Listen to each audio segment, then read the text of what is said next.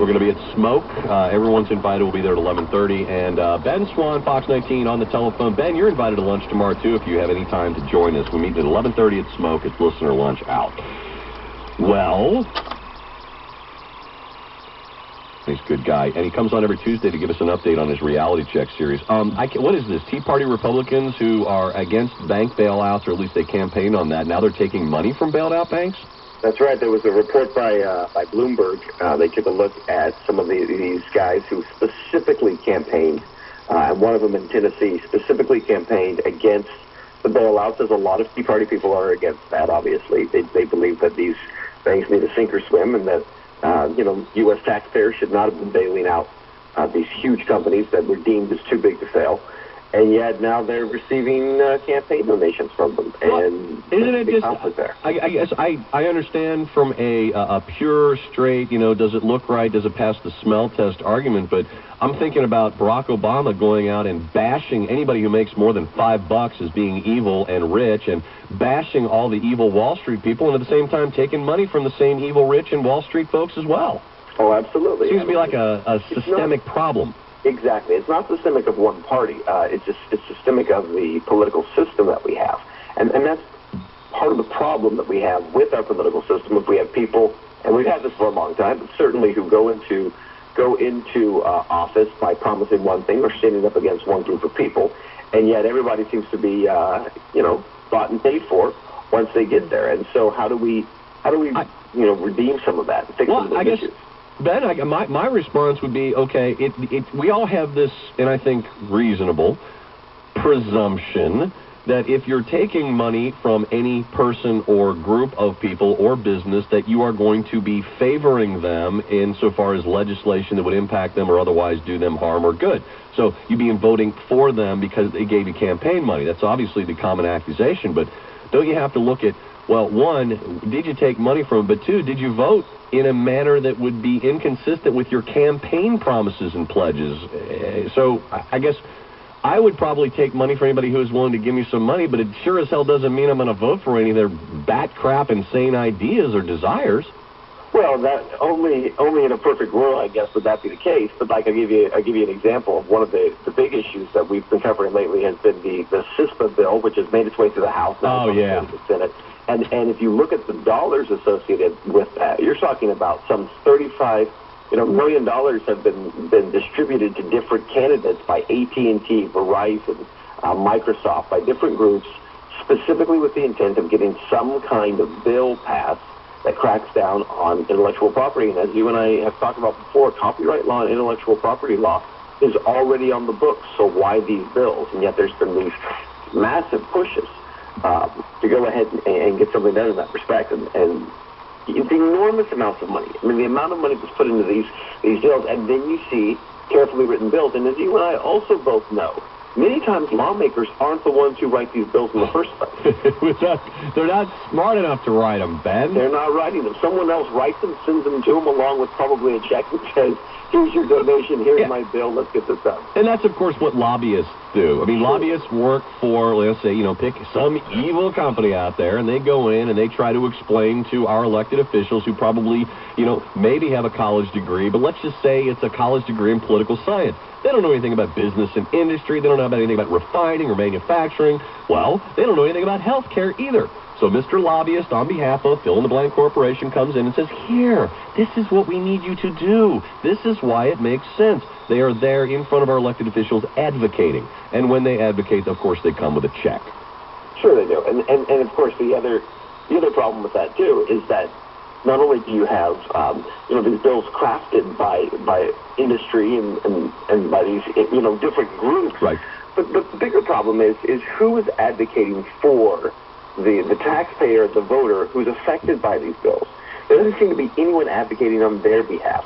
And perhaps, in a perfect world, that's what the media is supposed to do.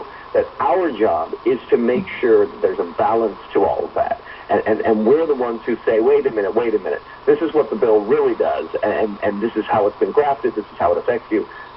But unfortunately, we're not doing that for the most part. I think as the media industry in this country is also not a part of it. In fact, they're part of the problem because you have the corporations that own a lot of them For instance, you have News Corp and Time Warner and these different groups that own major media who were actually contributors to the ACTA and SOPA bills. And so they put enormous amounts of money into them and then didn't cover the fact that what these bills would actually do in the first place. So, they're not just part of the problem because of the fact that they don't do their job. There seems to be a bigger problem in terms of maybe they're contributing to all that. Well, stick around. We're going to continue with Fox 19's Ben Swann. We're going to talk about a delegate update, some big contests in Maine and Nevada, and a local Marine killed in Afghanistan by an Afghan soldier. There's something fundamentally wrong with that. 8:39 at 55 KRC talk station. Brian Thomas continuing my conversation every Tuesday with Fox 19's Ben Swann, doing a little reality check. We've been talking a lot about the delegates of late. Looks like Mitt Romney secured the nomination, even though it hasn't been formally done yet. But I got a lot of people out in the audience who are huge Ron Paul fans and still think he can pull it off. Where are we, Ben? Well, it's kind of interesting because it seems like, I've been talking for months about this whole delegate thing and how it works. And you and I have talked about it many, many times. And there are times when I start thinking, and I know there are people who think this guy's nuts. He's just coming up with these crazy theories about how this is going to work. And yet, every time we have another contest, it reinforces what I've been saying. So this past weekend, you have 2 states that hold their delegate selection process, Maine and Nevada. And in Maine and Nevada, Paul swept both of them, took 22 of 25, or 24, 22 of 25 in Nevada and 21 of 24 in Maine. And so you have, now, a little footnote there real quick. In Nevada, there are state rules that require that they be bound to a certain extent. And so the way it would play out, Romney would still get the majority unless something happens to unbind those delegates. But in terms of the actual commitment of those delegates, they are committed Paul people in both states. The other thing that happened that's very interesting, and no one's talking about this, is that in Maine, not only did Paul take the majority of the delegates, but the Maine leadership was completely turned over, and 75% of now the state leadership in Maine is Paul supporters. No kidding. Yeah. They control the money, they control the person, wow, the financial stuff. But here's how committed these folks are. They have a woman, because the way the RNC works, they give a certain amount of money each year. They'll rotate out who is on this RNC executive committee. And if you're on the RNC executive committee, you get about $500,000 to your state party. That's kind of like, everybody gets a share of this, and they rotated it around. Well, in Maine's case, there was a woman who was on that committee, and they voted her out. And the warning was given to these folks, listen, if you get rid of her, Maine will lose $500,000. So you might want to keep her in place. And they said, no, we don't believe in what she believes in, and we believe that she's a moderate rhino Republican, and they voted her out, got rid of her. Good. And so the conservatives truly took over in Maine, and I think that's an interesting story because I think that goes to the heart of what's happening in terms of a lot of these states and this liberty movement is folks are saying, look, we are real conservatives who really want small government. We really want government out of our lives. We really want lower taxes. We really want these issues. We really want sound monetary policy. And so in order to get there, we believe we can't sell out. And you can't say, well, we do it except there's a big check on the end of this. Nice connection. Yeah, and that's a nice connection with the prior story you talked about, the Tea Party Republicans taking campaign donations from the bailed out banks that they were supposed to be the demons in all this. You got to stand on principle at some point, and maybe I'll keep my fingers crossed that Maine is an illustration. I wish more states would turn down federal money when it's dangled at them, because that federal money always comes with massive strings attached, and sometimes you're just better off not taking it. Oh, absolutely, because the federal money is always given so that the feds can engineer. Oh, yeah. We're going to give you, we'll give you Tiger. Well, that's a great example here in Cincinnati of how we have the streetcar deal that's coming together. It's all based on these Tiger grants, and so the attitude is, well, if we don't build a streetcar, they won't give us the money. Right. Okay, but they're also not going to give us money to keep the streetcar going. Amen. That's the big problem there, Ben. You hit the nail on the head. Yeah, you can take it and have your little pet project, but then they leave you holding the bag for the balance of it. But I guess, my only point is, if I was a resident of the Commonwealth of Kentucky or a resident of the state of Indiana, and I saw I was working and laboring, and federal tax dollars were taken out of my pocket just so the city of Cincinnati could have its little trolley car, I would be, pissed off, frankly. Well, and that's the other issue, too, is federal dollars doesn't mean, we don't have to pay for it. We're all paying for that. Amen. All right, finally, local Marine recently killed in Afghanistan. You always hate reading about this. Killed, sadly, by someone who's supposed to be on our side. Well, and we've talked about this. We talked about this, I think it was last week, in fact. Yeah. And this J.P. Hewing, it went to Moeller, and a young man who was over there serving his country, and, he seems like he was just an outstanding young guy.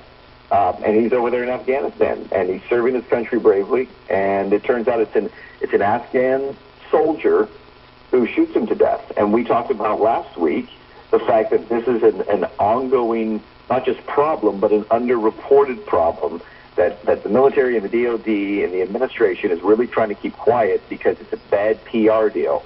But in reality, the number of deaths of U.S. soldiers is jumping by double digits every year in terms of it's Afghan soldiers and police who are killing or attacking U.S. and coalition troops.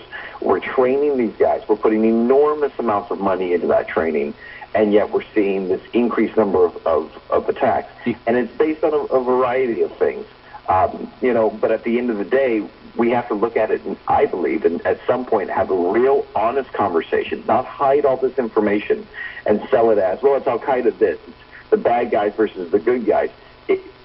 Whether or not it's Al-Qaeda influence, whether or not it's Taliban influence, at the end of the day, is this something that's worth risking our men and women's lives to continue to train people who are turning around and shooting them? Exactly. And I'm sure the family of this young Marine really has to question that now. Without question, and considering the loss of life and the sacrifice and the commitment from the individual there fighting and the families that have to suffer in the aftermath, these are questions that must be raised and brought. I hate seeing, Ben, it just breaks my heart when guys go over there getting killed. It's just, and I have really changed my attitude about that whole situation over there. I just say leave them to their own devices and let's just pull out.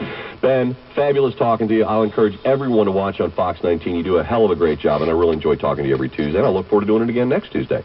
Sounds good, Brian. Appreciate it, buddy. Ben Swann.